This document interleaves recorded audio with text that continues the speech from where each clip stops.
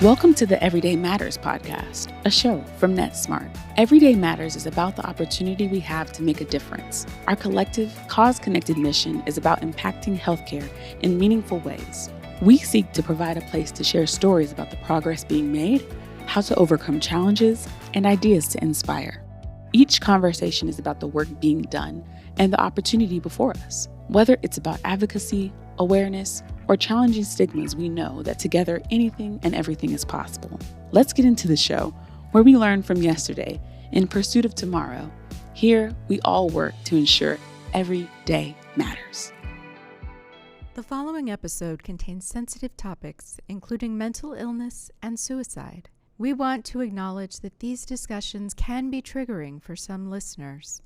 If you or someone you know is struggling, please know that help is available through the Suicide Prevention Hotline, 988, and other additional resources. Well, welcome everybody to another Everyday Matters podcast. And we use these opportunities to showcase and highlight and share the stories of other organizations and people who are making a difference. An opportunity to remind us that every day does matter in the conversations and the time we give and how we connect.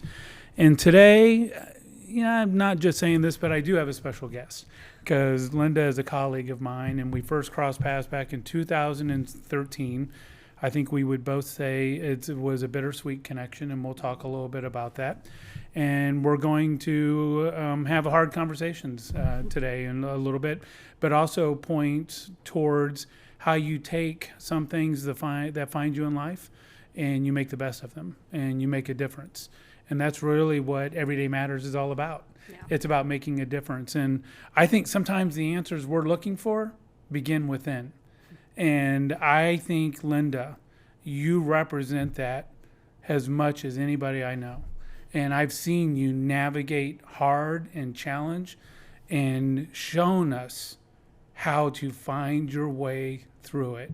And we are better because of it. So thank you for joining the podcast today and looking forward to the conversation. And before we dive into some conversation, why don't you take a moment to introduce yourself and then we'll have a conversation. Okay. Well, I am Linda Hill, and I started at NetSmart in May of 2013. And then my sad story started a month later in June, which we'll get to that. But I have two sons. My oldest is Steven, and he is 33. And then my youngest was R.Y.A.N, and he died when he was 18. The story and the connection for you and I, it begins that month ahead of time in working at NetSmart. And I think at the time we didn't know each other. We were just growing and doing things. And then the unforeseen came a month later. And you mind sharing a little bit about that as we jump in and give the context of R.Y.A.N and really that's that, and there's an acronym with it, and we'll talk about that, and then we're going to lead into how you've taken that to help make a difference in the lives of others. And really why you wanted to do this podcast and why we're here today is how can you, this is one of the things I absolutely admire about you, how can I use my story to help other people with their story? So let's begin with R.Y.A.N. Okay. Well, like I said, I started May of 13, and was really happy to be here and everything. And then, so R.Y.A.N, my youngest, he had just graduated. Actually, the day I started at NetSmart, wow, he graduated from high school. Yeah. And he was scheduled to go into the Marines. He had decided probably about a year or two before that was the path he wanted to take. And I was very proud of him for wanting to do that, but we had spent so much time in soccer, and I just thought, surely you're going to go to college and play soccer, and so I was like, if that's what you want to do, that's fine, but just keep your options open. But he kept down that path of wanting to go in the Marines, and he was working with some recruiters already and going to their PT, what is it? Physical training. Yeah, physical training. I feel like it's not therapy. And, was going down that route. And then right before he turned 18, he asked his dad and I if we would go ahead and sign so that he could officially, be a Marine and get, start the whole process and everything. So he was scheduled to go. His date changed a few times. It was like later in June, and then all of a sudden they moved it up to early June. Right. And we went through that process. So the night before they ship out, they stay at a hotel, and then you're allowed to come and take them out to dinner or whatever, and then you take them to the hotel, and then the next day you go to the I forgot what it's called now, but it's where they like gather all of them, and, right. And they do the swearing in and all that kind of stuff, and they had told us that there was a chance that he might not go if they, and I don't even know what all went into it, but anyway, so we're waiting for him to be called. And then all of a sudden they're like, yeah, he's not going. So he was kind of like, I've already said goodbye to all my friends and all that kind of stuff. So anyway, we go back home, and then he went back to his original date, which was going to be June 24th. So June 22nd, his soccer team, they all, kind of had a big, final party, because that was, they were done playing together and all that kind of stuff. So we went to that night, and then he went out with some friends after that. And so the next morning is when we were supposed to, take him to the hotel and take him out to dinner and all that. So I got up. He was still sleeping, and then I, was getting ready and went back out, and he had left, and he was gone. I was like, well, that was kind of weird. So anyway, I went to do some shopping and stuff before we were going to meet up with him. And I was in a store, and I got a phone call. And I almost never answer my phone when I don't know the number. Right. But it was 913, and I thought, well, I'll go ahead and answer it. Well, it was the Olathe Police Department. And all they told me at the time was that R.Y.A.N had been in an accident, and he was at Overland Park Regional, and I needed to get there. And I started just asking more questions. I was like, never mind, I'm just going to go to the hospital. So I went there, and then that's when they told me that he had been at one of the shooting ranges in town, and he had shot himself. Yeah. And they must have saw the shock on my face or something, because they said, was this expected or anything? And I was like, not even a little bit. Right. So I called his dad, called my folks, and then called two of my best friends, because they were also very close to R.Y.A.N. Right. And they all met me at the hospital and everything. And honestly, I don't remember a whole lot from that day. Yeah. It's all just kind of a blur. But throughout the day, and I guess I should mention, he did not die right away. Right. So they had him on life support and all that. And but throughout the day, I don't even know how many people came, but word started getting out, and there had to have been like 200 people that came in and out of the hospital that day. And I always give props to Overland Park Regional, because they were so kind and accommodating, and they let whoever wanted to go in to see R.Y.A.N. And, and at first I was kind of like, I don't know, is it okay that they go in? But a lot of the parents were there too, so they were like, yeah, it's fine. So anyway, at some point the doctors talked to us and said that they were going to do the brain activity test, and so they did that, and then it came back, that he was brain dead. And I think at this point it was my ex-husband, me, and then those two friends that I mentioned. I had to have them with me the whole time. Right. So they were in there with us, and at one, they were just kind of talking about things. And at one point, my friend Jenny said, "Well, Linda, what about organ donation?" And I was like, "Yes, absolutely." So I always credit her, but she said that I had mentioned it at some point already, and I was like, I don't remember, but anyway, I was glad that she reminded me if I had. And then the doctor was like, well, I'm glad you mentioned that, because we're not allowed to ask, which I thought was kind of weird. Right. Because I thought, well, people aren't going to, like me, I mean, they're not going to remember that in the heat of the moment. So I'm kind of, no, they can't push for it, but at least bring it up. But anyway, regardless, it was brought up. We were like, yes, and we definitely wanted to do that. And I remember when both my boys got their driver's license, I didn't even give them a choice. I said, you will put the organ donation on there, because that's just, I don't know why. It's always been very important to me, and just I've always thought that was a good thing to do.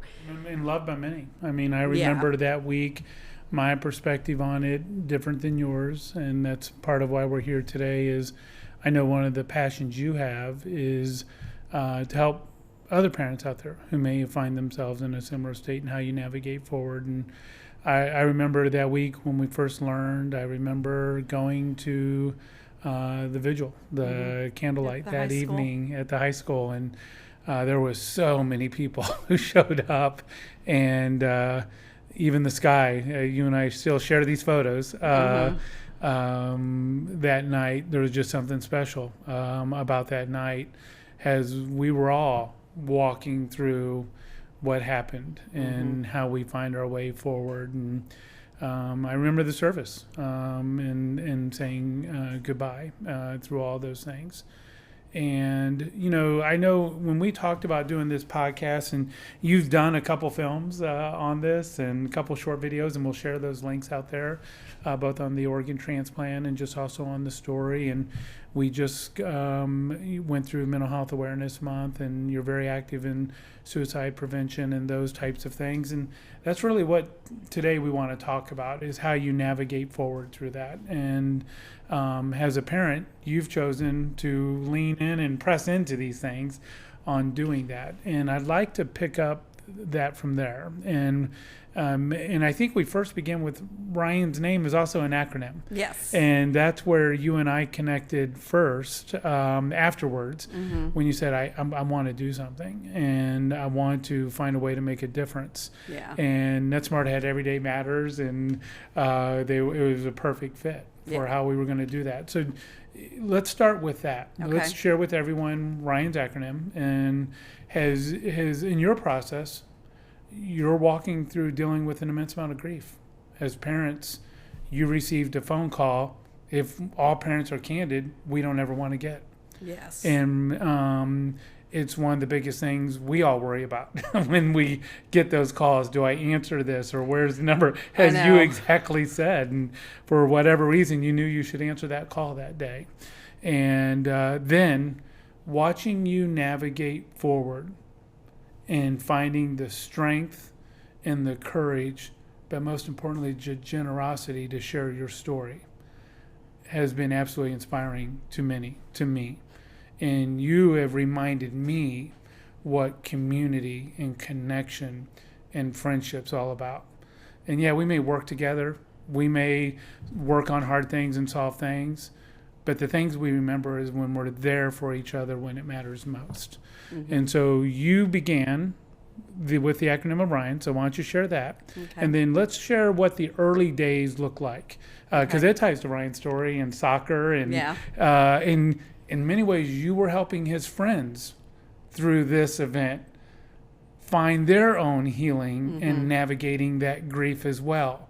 Because as we all know, that moment happens, but it's the days, weeks, months, years, and here we are in June, that you still are working through that. So let's start there. Okay.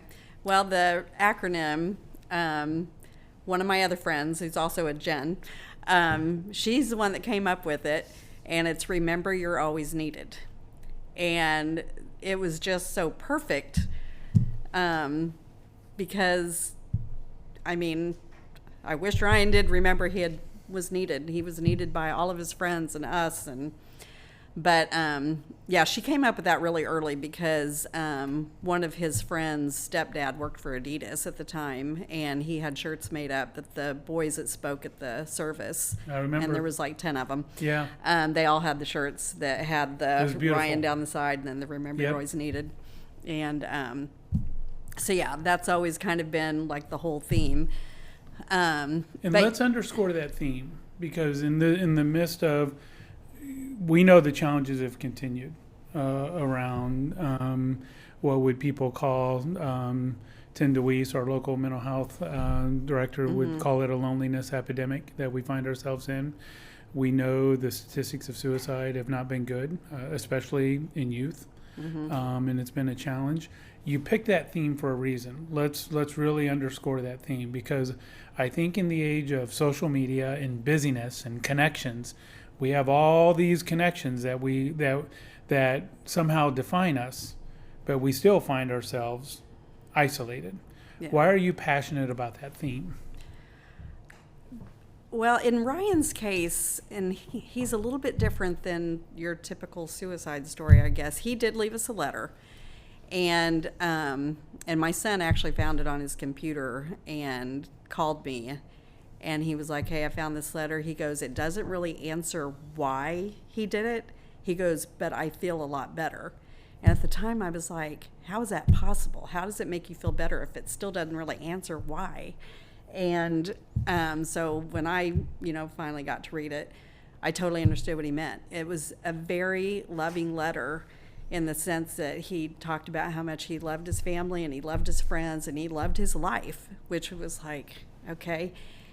He just felt like this was his next step. He was very emphatic about emphasizing, I am not sad or depressed. He goes, I just feel like this is the next thing I need to do, which that's the part, like, why? Right. Don't understand that at all.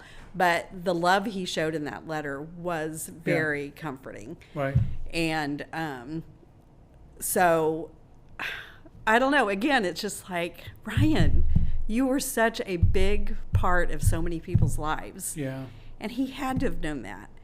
And thinking that nobody would be upset that he would just up and leave like that. And that's why it's just like, people need you.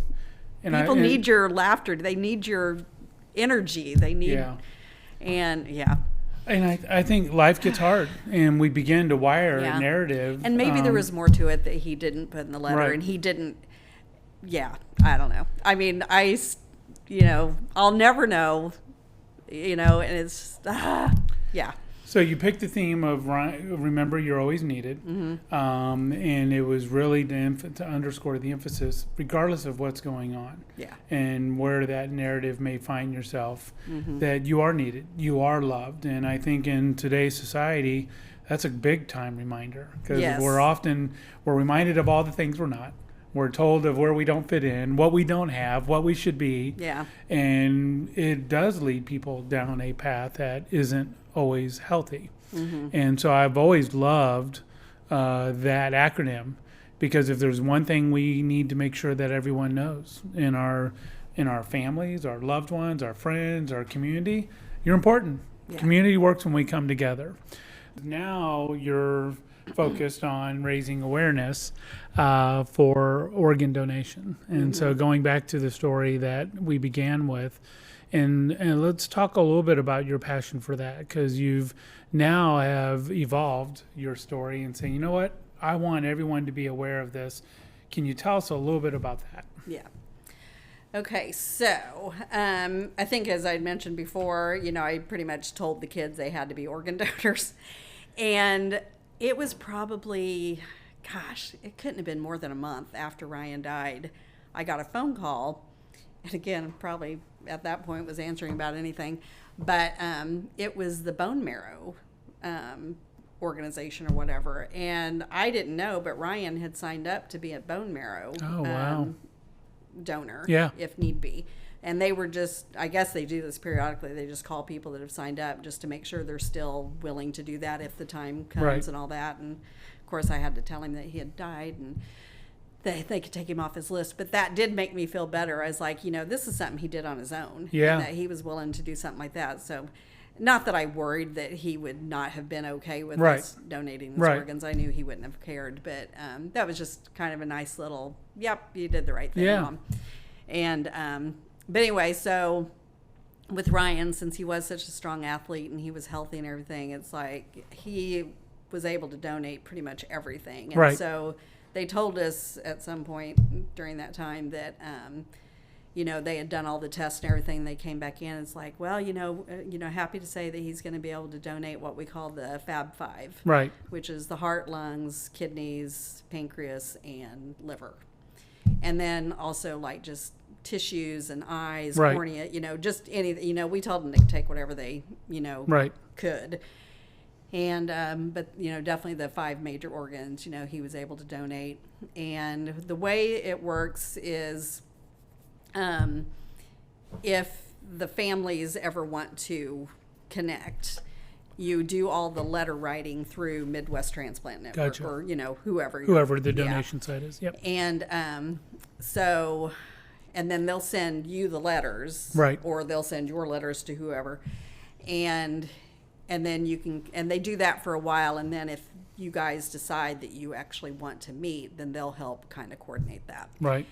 So I did get, I got a letter from Beverly, the Heart Lady. I always call her the Heart Lady. And I got a letter, I think, from, I think the man that got the lungs, maybe. Gosh, I can't remember now, because, it was like one letter, and then that was kind of the end of that. And then I got a letter from somebody that just got some tissues, and they said that, they weren't in pain now for however many years they had been in pain. And so I loved getting these letters. Yeah. I just want to start getting choked up, sorry. But it was just like Beverly specifically said, I would love to hear from you. And I was kind of like, and then I just couldn't do it. I just could not sit down and write a letter yet. And then she sent another one, and I can't remember. I think it might have been after the second. I don't think I made her send a third, but I finally was able to sit down and just kind of write. And first thing I said was like, "I'm sorry it took me so long to respond," and told her that, kind of told her Ryan's story, because I don't think she knew. She just knew he was an 18-year-old boy, and I think that's pretty much all she knew. She didn't know any of the circumstances. So I told her in the letter, what all had gone on and everything. And I think she had already said that if I'd be willing, she would like to meet. And so I told her, I said, yeah, that would be fine. We could do that. And she lives in Independence. Because they told us when they were doing the donations and stuff that they always tried to go local first. And then they would spread out from there, with whatever the needs were. And all I knew the genders of the people that received the organs and the ages. Right. And then like a little bit of like, she's a grandma, or, he's a 3-year-old boy, that kind of stuff. So we knew kind of that. And I have like a shadow box that a friend helped me make that has like all those main the different ones. people. That's a bit beautiful. And and some of the stuff they had given us for the donation and all that. So yeah, it's kind of a cool thing. I don't know if you've ever seen it or not. I have not seen that one. Yeah, well, I want to see that. I'll show it to you. Yes. I used to bring it in every time whenever it was Donate Life Day, and I'd always bring in donuts, and I'd bring in the shadow box. That's awesome. But anyway, so Beverly and I finally arranged to meet, and I'm trying to think. Now I've forgotten the year. I think it was in 2017. Right. And she came to my apartment because we thought that might be good, because, I figured she'd want to see some pictures and stuff, and I, didn't want to have to take everything someplace. And so she came with, I think, her 1 or 2 of her granddaughters, and I think maybe a daughter. And anyway, and, as you can imagine, it was very weird. Yeah. She was... And I will say about Beverly, she is so kind, and she's so aware of, I am so happy to be alive, but I totally understand what it took for me to be alive. Right. And she does not take it for granted. She just knows the right things to say, I guess. I don't know. Yeah. But anyway, and she brought a stethoscope. Oh, wow. Yeah. And so she's like, would you like to listen to his heart? And that's really what this podcast is all about. Yeah. You wanted the opportunity to be able to share the story on how you can take something that was tragic and find a way to make a difference. Yeah. Well, I am very lucky in the sense that I have so many good friends. Right. And that was one thing, in some of the stuff that I read after Ryan died about suicide, and that people don't know how to react to you. And sometimes you lose friends because they just don't know how to talk to you. Right. And honestly, I think I probably gained friends because people just reached out, and Ryan's group of friends, oh my gosh, incredible. So that's what helped me. I Yeah. mean, like, I've never really felt like I needed to go to Yeah. counseling or any type of therapy or anything Right. because I had such good support from my family and friends Right. that I felt like I've gotten the support from that way. Yeah, it's the reminder your community around you wanted you to know you were needed and wanted to ensure that Didn't think about it that way. Yeah, and so in many ways we're living out the very name that you have so passionately shared with everyone else. And I think that's the difference. The difference that you're speaking about is people wanted to come up to you, Linda, and said, "You're important to us, and we're here for you right now, and we're not going anywhere." And I think when people look for how can we make a difference, it's exactly what you just said. I love your story. The difference that's made in you is people showed up. Yeah. They were there. And yeah, it's not easy. What do you say? How do you interact in those things? I even remember when our earlier connections, I think my first thing is I don't know what to say except I'm here. Yeah. And as a dad and as a fellow colleague, you just wanted you to know that I don't know, how this is all going to get fixed or how it gets better, but we're going to be here for you. And you've lived that out in your own story. You live that out through the soccer games, through the concert, through the boutique, and through the videos you've done and podcasts, and your courage and generosity in sharing your story. And, I think one thing I want to make sure before we come in for a landing here is one of the things that you're really encouraging everyone is be an organ donor. Yes. How do people become an organ donor? And it's when you and I were talking about it, I pulled out my driver's license because I was like, I better make sure. So why don't you, if you don't mind talking about that, and if somebody wants to be an organ donor, how can they do that today? As they're listening to this podcast, how do they go become an organ donor? Okay, so yes, definitely make sure it's on your driver's license and make sure your family members. And so when you go renew, Yes. when you go up there, how do you get it on your driver's license? I think you just have to tell them, just say, You do. yeah. You have to opt in. So Yeah. when you go in there and renew, or if you want to go get Because again, I don't renewed- think it's something they typically ask if you want to do. Sometimes they do. They do. I think it just depends. Yeah. They're supposed to, but Yeah. the best place to do it. And why is it on your driver's license? Well, like Yeah. if you're in a car accident or you Yeah. end up at the hospital, and they're always looking for your IDs and stuff, and they would see And that. so they immediately know. Yeah. And so that's why it's so important, because if it's on your driver's license, then they know you've opted in Yes. to be an organ donor. But family members can still Yeah. say, nope, we're Yeah. not going to do that. And so it's very important to make sure your family knows that that is what you want to do. That's a great point. Our families talked about it, the why, and we actually I've shared the story about R.Y.A.N and the difference it's made, and even the story of the heart recipient of R.Y.A.N and saying it's one of the ways that we can give back to others. So what other ways can they go? If you go to, I know it's, I think it's donatelife.org. And if you go to that website, there is a link right at the top that says donate. So we'll include the link in the show notes Okay. so that everybody can just click on that right here. Okay. And there's a form on there. Yeah. Then there's a form you fill out, and so then it's like with them as well. So at that point, I mean, I don't know if you've officially registered that way. If a family could say no, I assume the family still has probably last say. Right.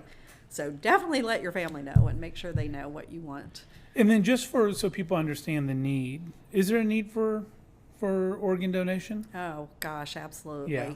I mean, you hear it all the time. Yeah, there's a wait list. Yes. Yes. And there's people every day truly matters. who are waiting. Yes. And it is an awkward thing because your life is dependent upon someone else giving that donation. Yeah. But in all of that, good can happen through Yes. that donation. Yes. So I think it's having walked through this with you since our first crossed, and seeing the work you've done, it is absolutely necessary.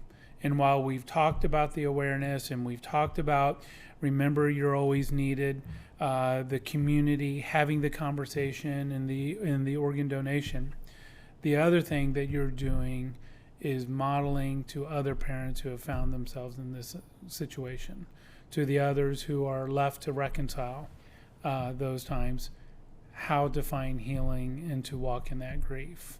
And I guess my last question for you is, what would you tell that person who's listening, who's trying to reconcile those things, on how to go find that healing in their story? Yeah, I mean, it's really tough because it really does depend on each individual person's situation. I mean, like I said, for me, I had a tremendous friend support group that I could reach out to that would always be there for me. If you don't have that, then for sure reach out to, Google it and find out like where the support groups are in your area. And the Suicide Awareness Survivor Support, that would be a good start. That's a local organization here in Kansas City. It was started by a couple whose son took his own life. And so they do a walk every September out at Luce Park. Great place to go. Yeah. Just show up. Yeah, and it's nothing major. You just go out there. They usually have donuts and coffee, and you just walk around the park a few times. They typically do like a dove release. It's just gorgeous. And I think one of the things to remember is, well, this isn't something that I'm connected with, or I've not experienced this in my own circle. That's not what it's about. It's showing up for others. Yeah. Oh, yeah. You show We've up had for a the lot walk. of people that have you come. show up for the walk because showing up makes a difference to someone else. It's what you said. Hey, the reason why I was able to find my way, people showed up. And I think sometimes people say, is it going to make a difference? Yes. Show up. Makes a difference to the Have survivors. the conversation. Exactly. And the survivor support. And even if you don't know what to say, it's okay. Yeah. Just show up. Kind of like what I did with you. Is, I don't know what to say. I'm just here. I know. And I'm just here to let you know you're not alone. Yeah. And I think sometimes people think, I don't know if there's anything I can do. Showing up is just one of the give biggest. a hug. I mean. Yes. A note. Yeah. The letters that you talked about is a big deal. Mm-hmm. So anything else? Just remember you're always needed, and every day matters for somebody that's waiting for an organ. And, just be kind to people and let people know that they're needed. If you see somebody struggling, reach out to them, take them out to dinner, take them out, for ice cream, whatever you need to. Just let them know that somebody's there and that cares about them. I think that's a beautiful way to land this podcast. You hit on the two things that we're passionate about. Remember, you're always needed. Ryan's life and legacy lives on. It's living on in the work that you're doing and the connections and friendships and the relationships that you've been able to build in his organ donation and the lives that he's changed and how beautiful that is. And your other point, that every day matters. And today, that's what this was all about. Linda has offered to share her story in a generous way, a courageous way, to remind us that the conversations, the connections, the opportunity when we connect with other people in life, we may be the best moment in their day that they need. It may be the smile, it may be the hug, it may be the conversation. And when we're looking for ways to make a difference, that begins within. That's what this podcast is all about. That's what Linda's advocacy and her work is all about, her friends and those in her community. That's how we can go create a ripple of goodness. I hope you got something from today's conversation, from the story from Linda and her son Ryan, and the opportunity on how we can take things that find us and find a way forward to make a difference in our lives and those of others. Thank you for joining. Until next time, let's ensure we make every day matter. Thanks. You've been listening to Everyday Matters, a NetSmart podcast. Keep connected with us by subscribing to the show in your favorite podcast player. If you like what you've heard, please rate the show. That helps us keep sharing the stories that inspire our communities. Thanks for listening. Until next time.